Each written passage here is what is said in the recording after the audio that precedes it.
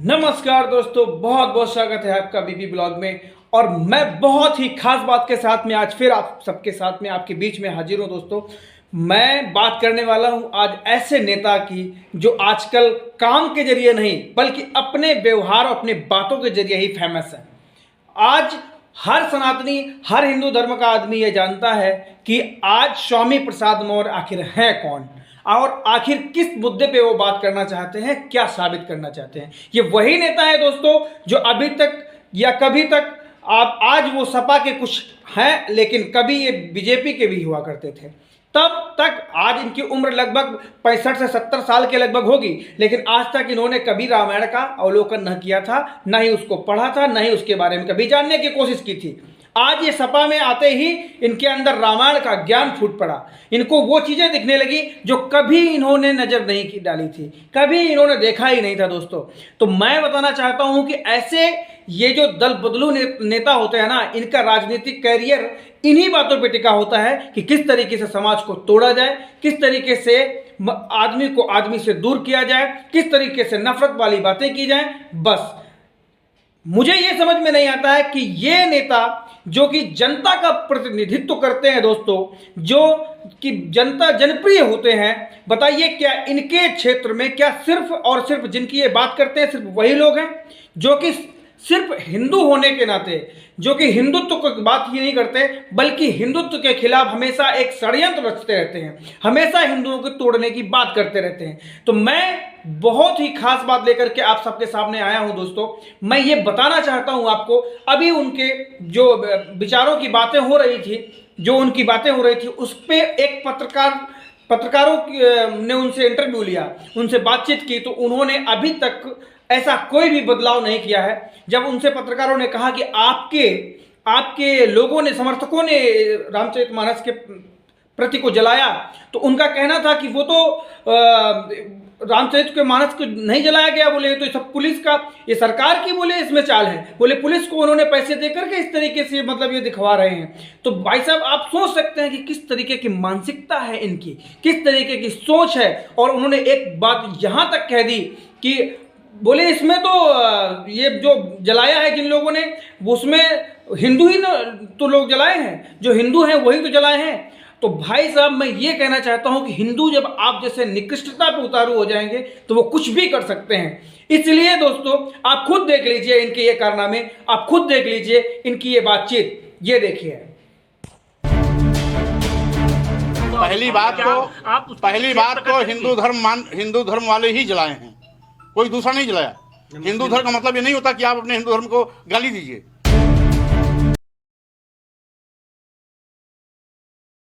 दोस्तों, आपने देखा अभी।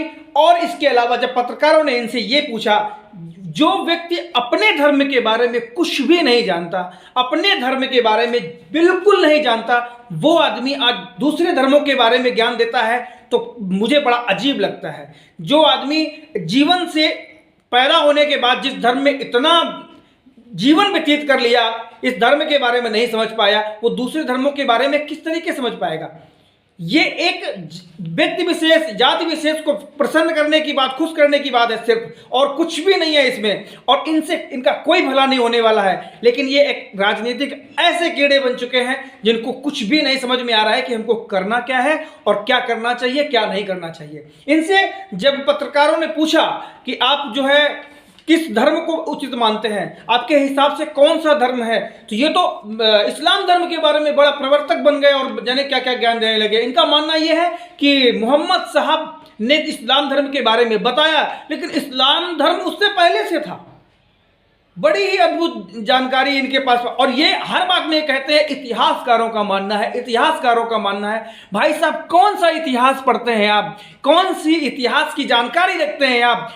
मुझे तो लगता है कि आपने कभी पुस्तकें उठाकर देखा ही नहीं है, कभी आपने पुस्तकों को खोलकर देखा नहीं है उसमें किस प्रकार के इतिहास की बात है। अगर आप सिर्फ रामचरितमानस पढ़ लेते तो शायद आपका कल्याण हो जाता।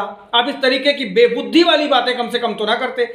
आप बताइए, आप सब बताइए कि मुझे, कि जो रामचरितमानस में हरिजन शब्द का उपयोग हुआ है, जो हरिजन आज शूद्र लोगों को, बहुत सारे लोगों को हरिजन के नाम से भी जाना जाता है, तो हरिजन किसे कहा गया है।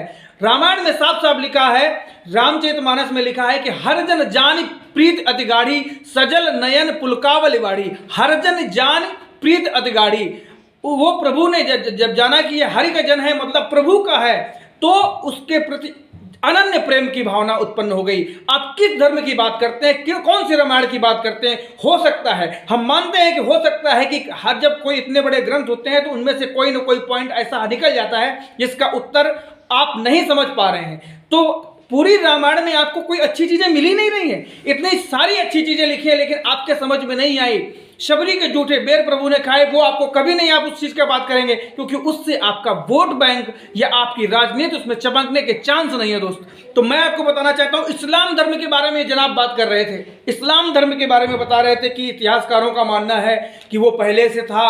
उसके बाद में जब इनसे पत्रकार महोदय ने पूछा कि आपके हिसाब से भाई जो हिंदू धर्म है वो सबसे पुराना धर्म है, सबसे वो एक ऐसा धर्म है जिसका आदि है ना अंत है, एक ऐसा धर्म, इनके हिसाब से तो सनातन धर्म है ही नहीं। इन्होंने तो यहां तक घटियापना की बात कर दी कि सनातन धर्म कोई धर्म है ही नहीं।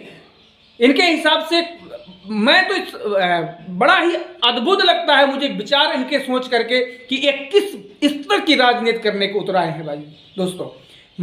इन्होंने जब ये बताया, जब इनसे पत्रकारों ने पूछा कि तो फिर पुराना, सबसे आपके हिसाब से पुराना धर्म कौन सा है, तो इनके मुंह से निकला कि सबसे पुराना धर्म बौद्ध धर्म है। बोले जो साक्ष्य मिलते हैं, जो इतिहासकार बताते हैं, जो साक्ष्य मिलते हैं। अरे दोस्त, कौन से साक्ष्य की बात करते हो, कौन सी इतिहास की बात करते हो आप? ये मुझे समझ में नहीं आ रहा है। ये एक घटिया, एक सिर्फ राजनीति है दोस्त, और कुछ भी नहीं है। आप ये सुनिए, इनकी बातों को सुनिए और आप मनन कीजिए कि इनकी पहचान तो मोहम्मद साहब ने दी। यद्यपि इतिहास में इस बात के भी प्रमाण मिलते हैं कि इस्लाम धर्म इसके पहले पैदा हो गया था। मोहम्मद साहब किस ईस्वी में थे? नहीं, मोहम्मद साहब को तो सब जानते हैं, ईसा मसीह की बात पैदा हुई है। तो इसलिए जहां तक पैगंबर की बात है तो ईसा मसीह की बात, फिर मोहम्मद साहब आए। पहचान इसकी, इस्लाम धर्म की पहचान मोहम्मद साहब ने दी, लेकिन इस्लाम धर्म पहले से भी था, ऐसा इतिहासकार कहते हैं। एक सवाल ये है आप कि इस कौन बात सा से धर्म समर्थन- पुराना है? आप क्या मानते हैं? आपका क्या मानना है? कौन सा धर्म पुराना है? आपका क्या मानना है? सबसे पुराना कौन सा? भाई अब यहाँ जो इतिहास बताता है, जी, इतिहास का जो प्रमाण है वो बौद्ध धर्म से शुरू होता है और उसके बाद सभी धर्म एक एक करके आते हैं। यानी कि आपका मानना है कि सनातन धर्म जो हिंदू धर्म से ही पुराना बौद्ध धर्म है? जो इतिहास बताता है, क्योंकि ऐतिहासिक साक्ष्य भगवान बुद्ध से मिलता है, जी, उसके पहले का कोई ऐतिहासिक साक्ष्य नहीं। तो जो धर्म देखा दोस्तों आपने किस तरीके से इनकी बातचीत का स्तर समझ में आया आपको कि ये सिर्फ और सिर्फ राजनीति को चमकाने का प्रयास करते हैं। इनको ना तो किसी रामायण का ज्ञान है, ना किसी महाभारत का ज्ञान है, और ना ही ये किसी समन्वय की बात करते हैं, ना ही ये किसी उससे परेशान हो रहे हैं, ना ही किसी मतलब एक दलित के लिए ये प्रेमी है। अगर ये दलित प्रेमी होते तो जब भाजपा में थे तब भी इनका दिमाग खुला होता, तब ये उस तरीके की बात करते, लेकिन ना, ये सिर्फ और सिर्फ इनकी डूबती हुई नैया को बचाने के लिए, किसी तरीके लाइमलाइट में आने के लिए ये प्रयास कर रहे हैं दोस्तों। तो आप सब समझ रहे होंगे इनकी मानसिकता को, आप सब समझ रहे होंगे कि इनकी राजनीति के तरीके को। तो दोस्तों बहुत ही सचेत रहने की जरूरत है, और मैं उन सभी बंधु बांधवों से कहना चाहता हूं कि मिलजुल कर रहिए, इन राजनेताओं के चक्कर में बिल्कुल मत पड़िए। ये दो कौड़ी के लोग हैं जो थोड़े से के लिए इधर और की बात करेंगे और थोड़ा सा कहीं से इनको फायदा दिखेगा तो ये उधर की बात करेंगे। तो अभी ये आज सपा में है तो सपा ऐसी बातें कर रहे हैं, कल किसी दूसरी पार्टी में जाएंगे तो किसी दूसरे तरीके की बातें करेंगे। तो इनसे बहुत सचेत रहने की जरूरत है दोस्तों।